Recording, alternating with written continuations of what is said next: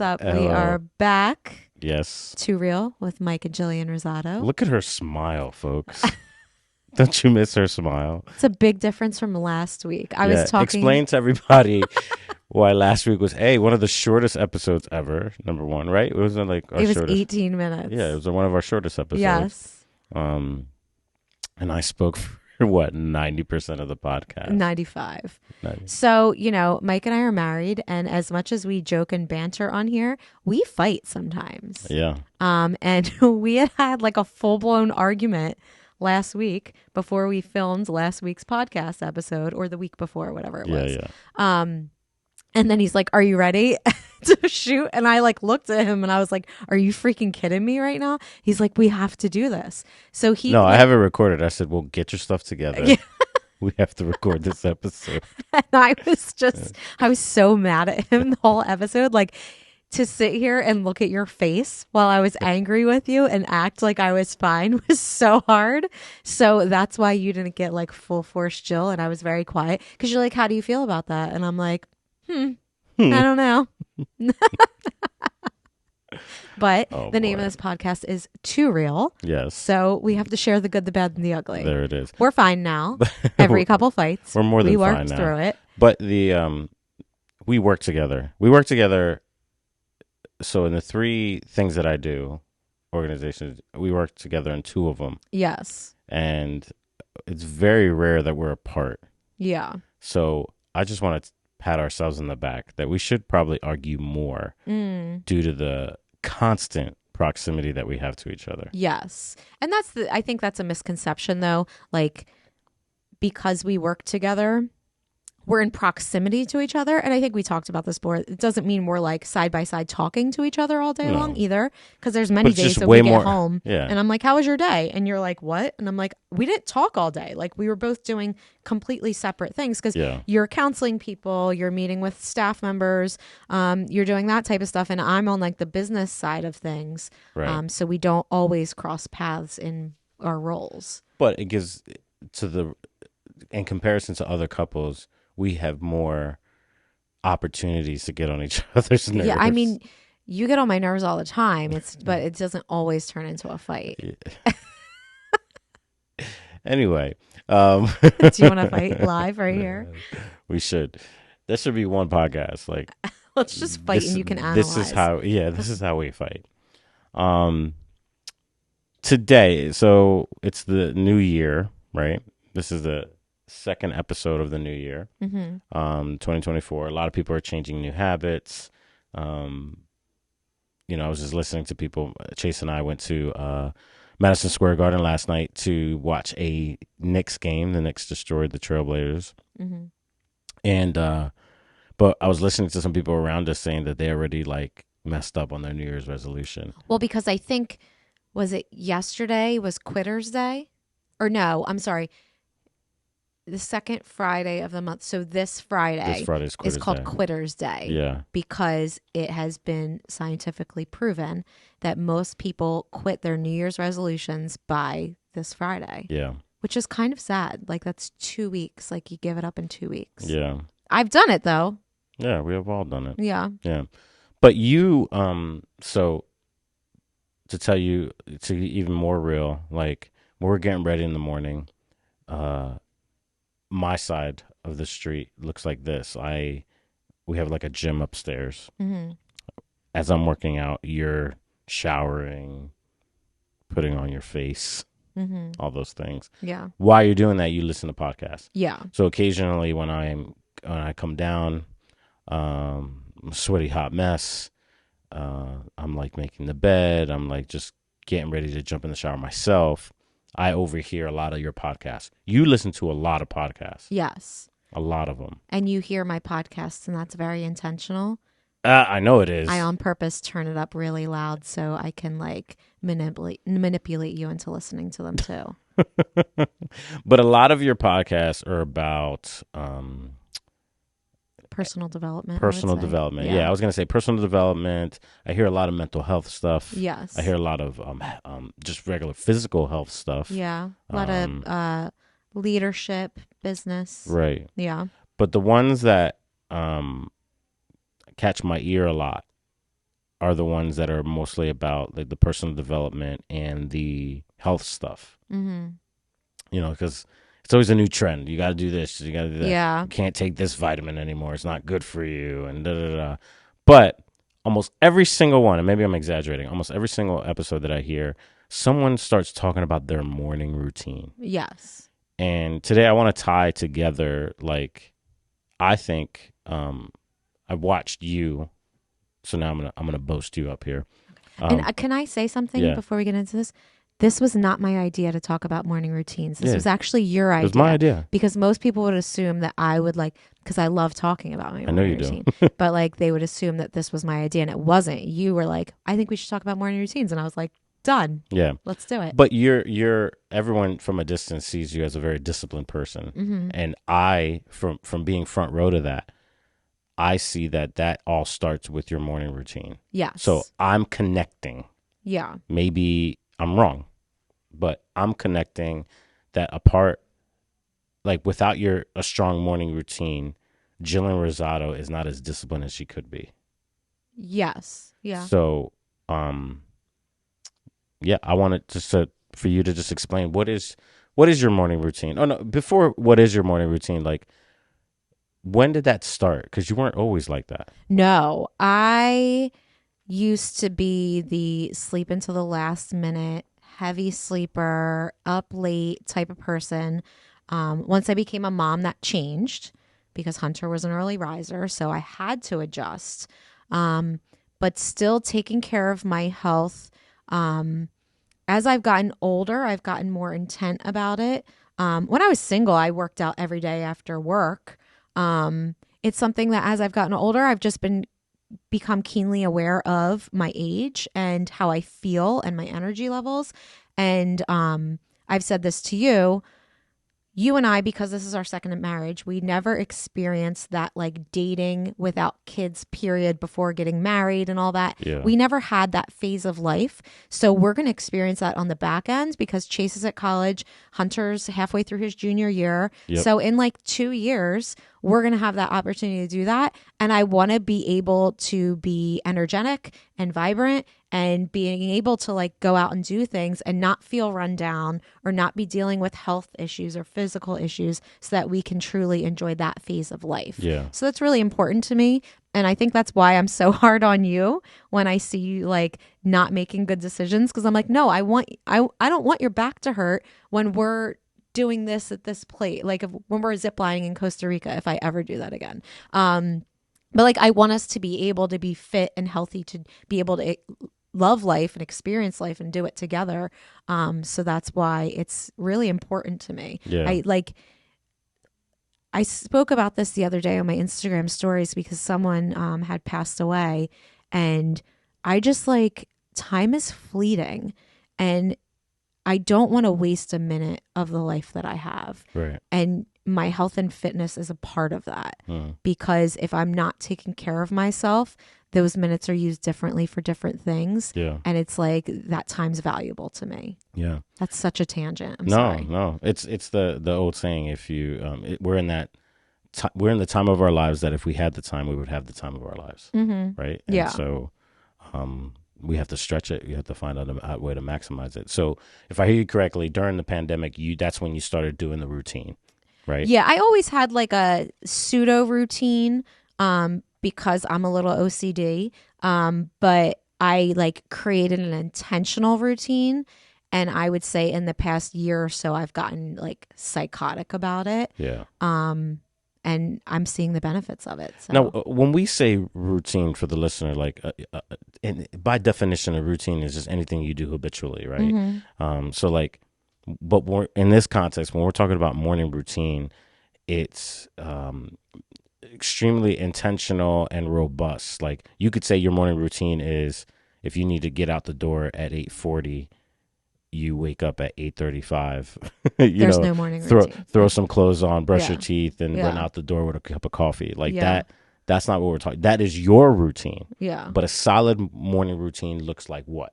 Well, it looks different for every person, but you have to determine like what are the things that are going to set you up well for your day. Because once you leave that house in the morning, or once, if you work from home, once you log onto your computer for the day, or if you're a stay-at-home mom, like once your kids are up, like your day begins. And you don't, as much as we can say we have control over it, you don't. Once you're in drive, you don't have control of the rest of your day. Right. So it's doing the things that set you up well, that you're in control of for the day, so that you can handle what comes at you later because you didn't have a chaotic morning.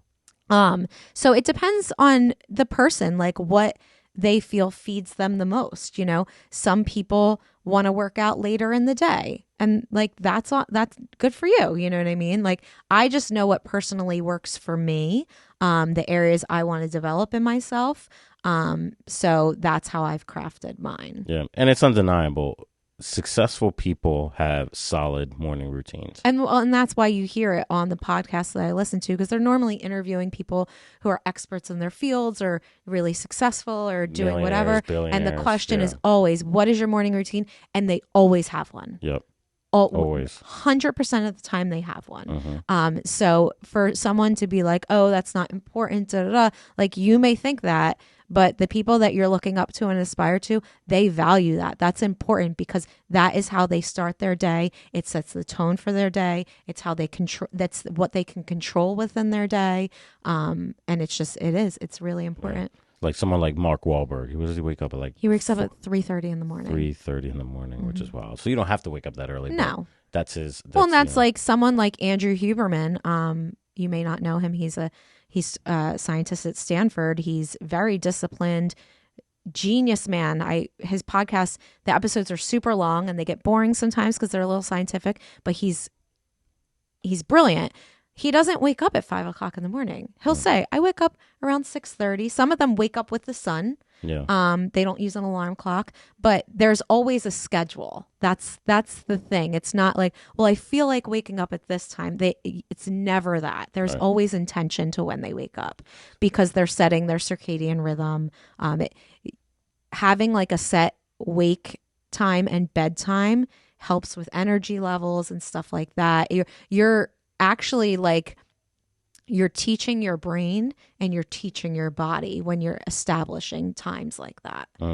So let us into the psychotic world of Jillian Rosado and tell us your in detailed morning routine. Oh, in detail? Yeah, because I think people need a solid example. So give them an this example. And disclaimer, this is what works for me. Yes. And it's changing from time to time as well. So for example, I used to wake up at 5:30. I now wake up at 5:15. My alarm goes off at 5:15 every morning. And here's the trick with that. I don't press snooze. I never press snooze. Number one, it's a waste. It's been scientifically proven that the sleep you get during snoozing is not productive at all. So it's complete waste of your time. You're breaking a promise you set on yourself from the get-go because you've set an alarm saying, I'm going to wake up at this time. And the first thing you do is you break that promise to yourself. So you're going to continue doing that in anything you do throughout the rest of the day. Wow, I never heard you say that. No? No. Oh, I've heard you it. You start off your day by breaking a promise to yourself. Yeah. And if you're going to break a promise to yourself, who else you can break promises to? Yeah. You know? So I don't press snooze. And you can attest to this. My alarm goes off. I get up. And it takes everything within me sometimes to get up. But I get up. My phone is across the room. So I have to get out of bed and physically walk across the room to turn it off. I grab my phone. I grab my watch, my Apple Watch. I go into the bathroom. A lot of my morning routine is set up the night before. So when I go into the bathroom, my workout clothes are already set out in the bathroom. So there's no decision fatigue of what am I going to wear? It's already done for me. I use the bathroom. I put my contacts in. I scrape my tongue. I weigh myself and I get dressed. From there, I immediately go upstairs to our third floor. If I go downstairs, I will not get back up there. So that's why for me, I have to immediately go upstairs and work out. At that point, I follow, it's called Hardcore on the Floor. It's a Peloton calendar. She sets the workouts for you. Monday's lower body, Tuesday's upper body, Wednesday's full body, Thursday's like a rest yoga stretch day. Friday's lower body, but now I've replaced that with Thunder 45. My Peloton people know what that is. I try to do one really hard workout a week, and that's my one really hard workout. It's crazy. It is crazy, but it's amazing. Saturday's upper body, Sunday's another yoga stretch walk day. And for me, I like that because it's already decided for me. I don't have to go up there and pick out what I'm going to do. I've recently added in like a 20-minute, anywhere from 15 to 30-minute walk in the morning, depending upon how much time I have. I like to see Hunter off when he leaves for school in the morning. He leaves around 6:45. Now that you've been doing your prayer thing in the morning, you've been walking the dog for me. And it's honestly been jacking me up a little bit. Because after my workout... She's talking about, I'm leading our church through 21 days of prayer. Yeah, on and Instagram, I do an Instagram live at 6 a.m. Yeah, so it's been messing me up because part of my routine was I would finish my workout. I'd take a picture in the mirror. I post on Instagram what I've worked out. That's for me. That's not for anyone else. I've gotten messages that inspire some people. It may annoy some people, but I don't care because it's for me. It's me holding myself accountable. Because in my head, if I don't post that picture, someone's going to be like, look, she didn't work out today. And that might not be healthy, but it's how I hold myself accountable. Yeah. Okay. And then I'd go downstairs, take the dog out for a walk. Lately I've been adding a weighted vest into my routine. So I come down, I put the weighted vest on, and then I go to walk her. And I like doing that, one, because the cool air feels great after a workout. Number two, we live on a golf course and there's a lot of open land. So lately I haven't. The sun's been rising a lot later lately, but usually when I got out there at 6:30, the sun would be rising and I get to see the sunrise. It's so quiet. It's just a really peaceful moment for me. I have my phone on me. God forbid Delaney got attacked by a dog or whatever. Like, I like to have my phone on me for that reason. But I don't touch it. I don't look at it. And what you might have noticed at this point, the only time I've touched my phone at this point is to look up what my workout is and to take my picture. Yeah. I have not checked text messages. I have not checked DMs. I have not scrolled any social media, nothing. So that's really important. But that walk, it is a very peaceful moment for me before getting into like the busyness of my day. I usually try to practice gratitude in that moment, pick out one thing that I'm grateful for. Then I come back and this is where it gets really psychotic, if it doesn't sound psychotic already. And I know this sounds like a lot, but I'm just being very detailed. Yeah. I come in, I wipe Delaney's paws. I turn the water on to fill her water up. I open all the blinds in the house. I fill her water. I fill her food. I make my athletic greens. I drink my athletic greens. As I straighten up the couch, I bring in my teacup from the night before, straighten up whatever needs to be straightened up in the kitchen. I usually do that the night before, so it's not like anything crazy. Once I'm done my athletic greens, I make my coffee.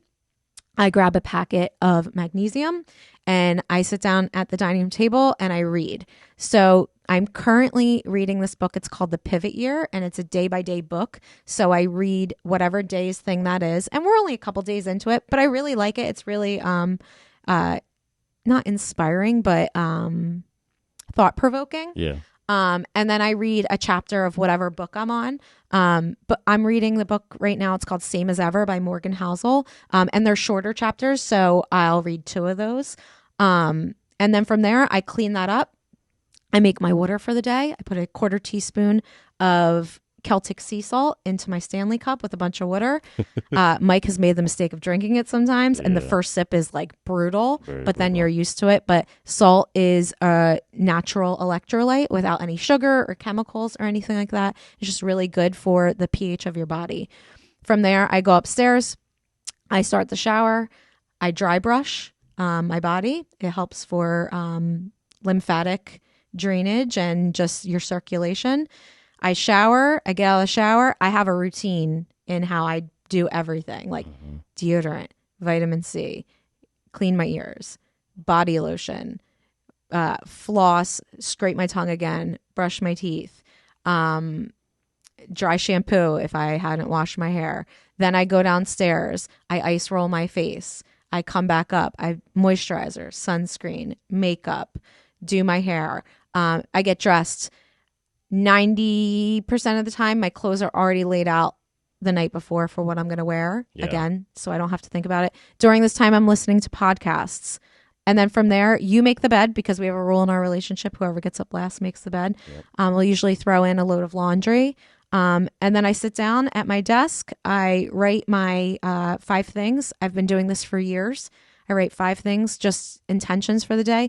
My daily behaviors reflect my deepest beliefs. I will make the most of today. Progress over excuses. I take the stairs, 2%. Great minds rise above misfortune. I write those every day. They're guiding principles for me in my life.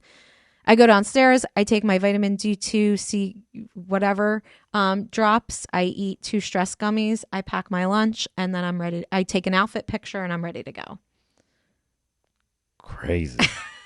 But here's what I hear. It sounds crazy, and it sounds like a lot, but I've been doing it for so long, I don't even think about it. Right. And when I don't do it, I'm so jacked up. Right. So psychology tells us that people with a morning routine, they usually have less stress throughout the day. Mm-hmm. It gives you, you're starting off the day with the sense of control, which sometimes like there's certain parts of that's unhealthy where you got to realize that you're not you can't be in control of everything, but I'm controlling the things I can. You control the things you can, and you create sacred spaces in your day. Like that's your sacred space. Yes. And so like this is where you so this is what I hear when you go through your routine, that you're protecting your peace in the morning. That you're protecting your mind in the morning. You're protecting your body in the morning. You're being preemptive, like with all the vitamins and the this and the that. And you're in control of that time.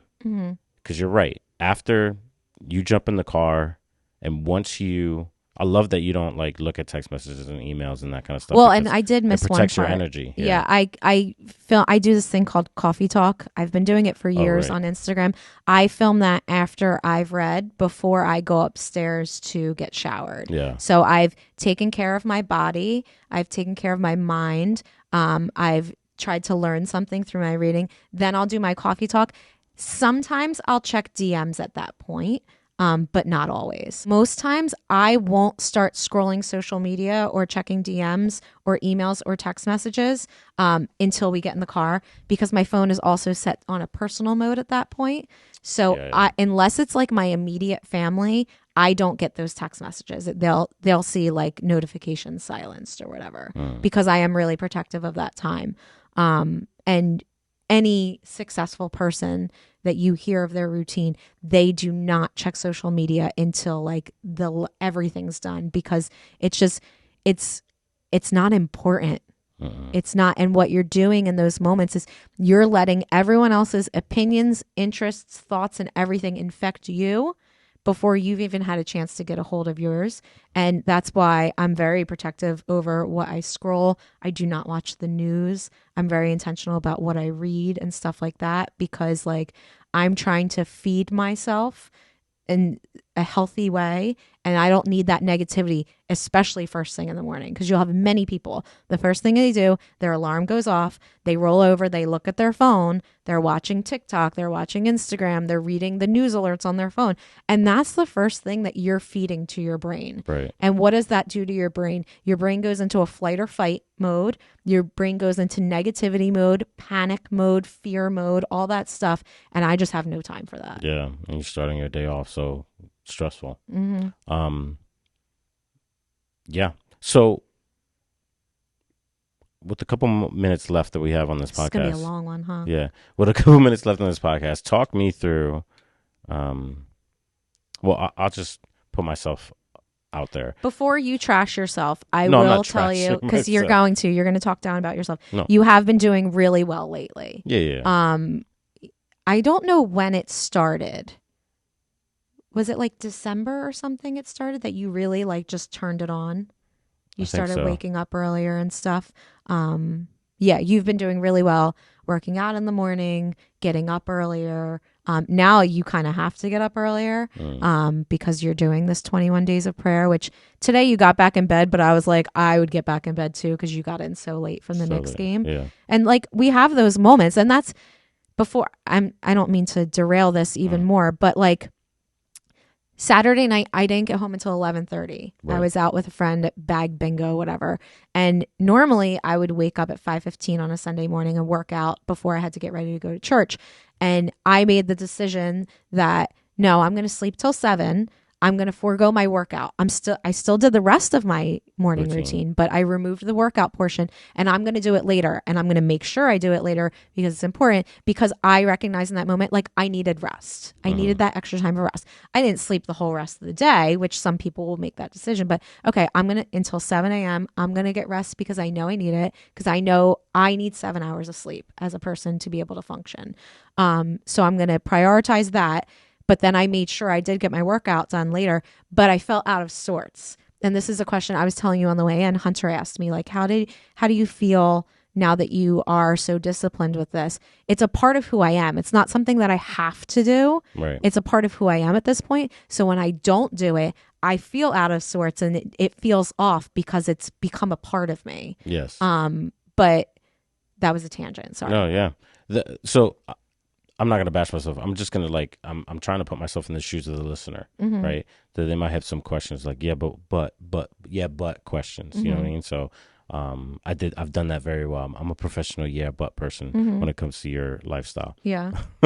So I'm just on their behalf, I'm gonna ask. So but yeah, I hear you. That sounds great. That sounds lovely, inspirational.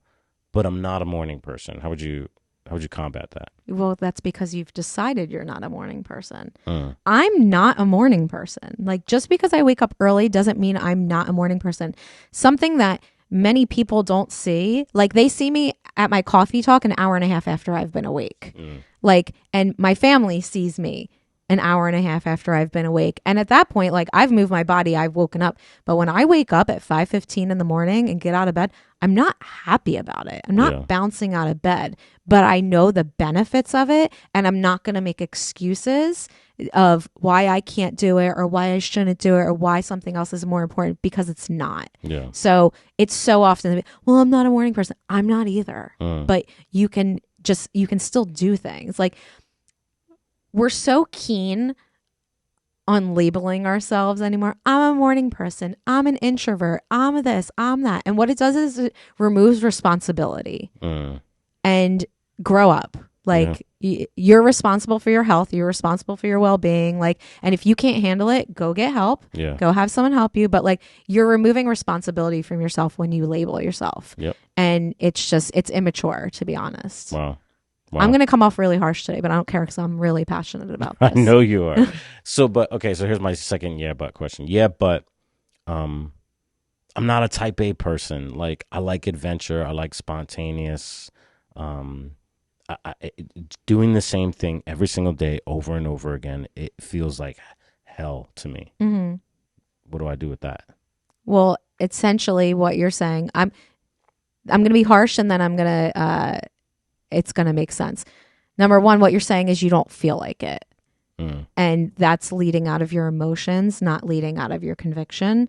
And number two, when you make the time to do these things out of routine and habit every day, you actually create more space to have fun and adventure because you're not catching up constantly. Right. You're giving yourself the energy that you need to be able to do those fun, adventurous things too. Like, there's so many arguments against it, but if you stop and actually, like, put your ego aside, put your preferences aside, and see it for what it really is, it is beneficial for everyone.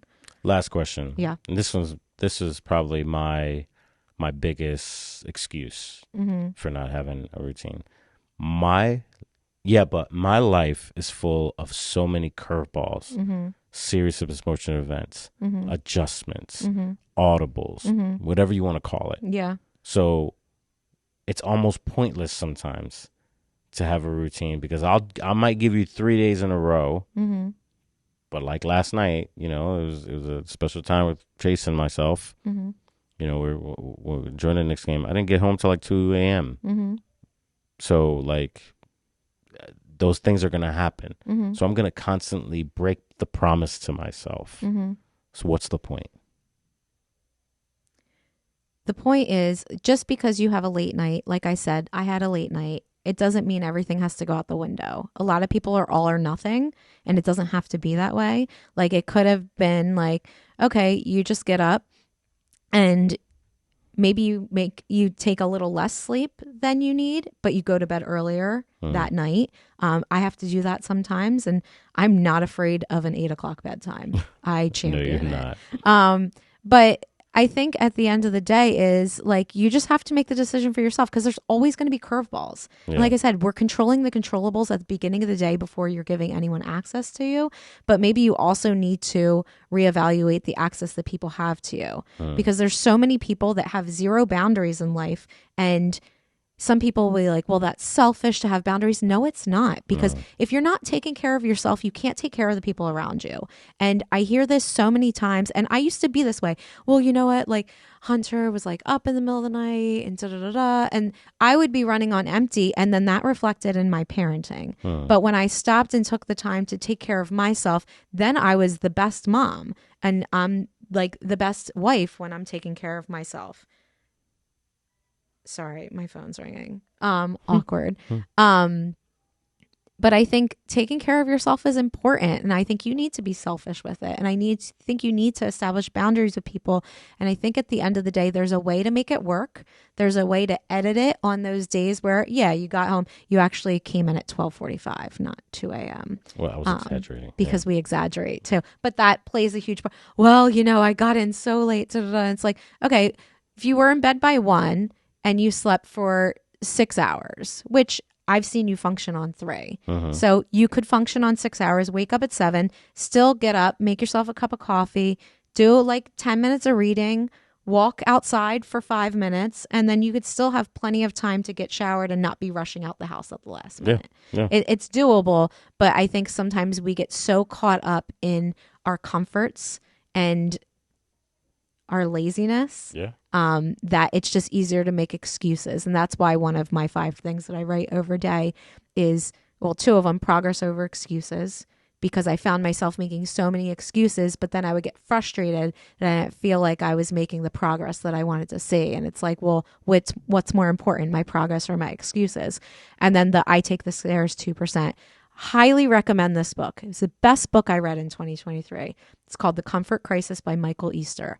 And there is a statistic that when there is a staircase and an escalator, 2% of people will take the stairs because they want their comfort and they want their excuses and they want all those things. And every time I see that, and we did this when we went in New York, I looked at Chase and I said, I take the stairs. And I walked the stairs. So he looked at me and he started walking the stairs with me. I said, do you know, with the decision we just faced, 2% of people will take the stairs. I want to be that 2%. And he was like, I want to be that 2% too.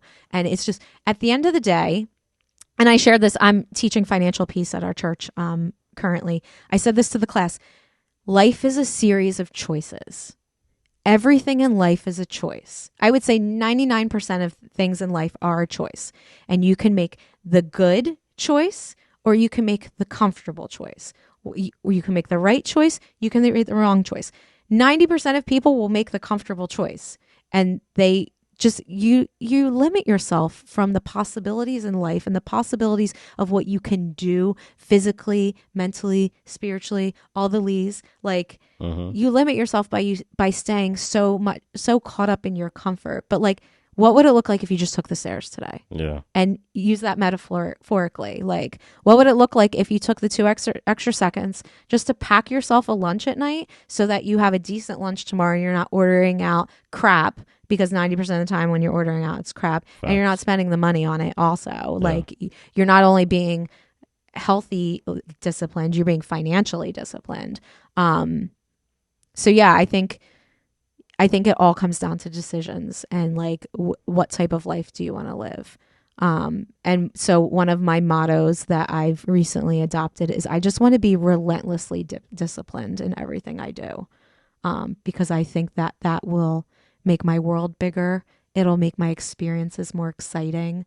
And I will be in a good headspace and physical space and spirit space to experience all that it has to offer. Well said. Well, last episode, it was 90% me. So I just episode took over. You just took over, Yeah. which We didn't fight beforehand. No, we didn't. Hence the smiles. But no, I totally agree with you, and I have been applying it. And yeah, those are all the questions I had were they were founded in excuses, and so there's a better way, and you can make the decision to do that. So Yeah, I think it was what's his name? Life Church. Craig Groeschel. He said you can have progress or you can have excuses, but you cannot have both. you can both. And that's where I came up with progress over excuses. Yeah. So Very good. it's a decision. It's a decision. All Awesome. right, wrap us up since I've talked enough. Yes. So thank you for joining us today. Do us a huge favor if you're listening to us for the first time. Subscribe, give us a thumbs up wherever you're listening or watching. What's up, YouTube? Check us out. And hey, if you see us on social media, share this so you can spread the love. And then come back here next Wednesday for Too Real. Peace. Bye.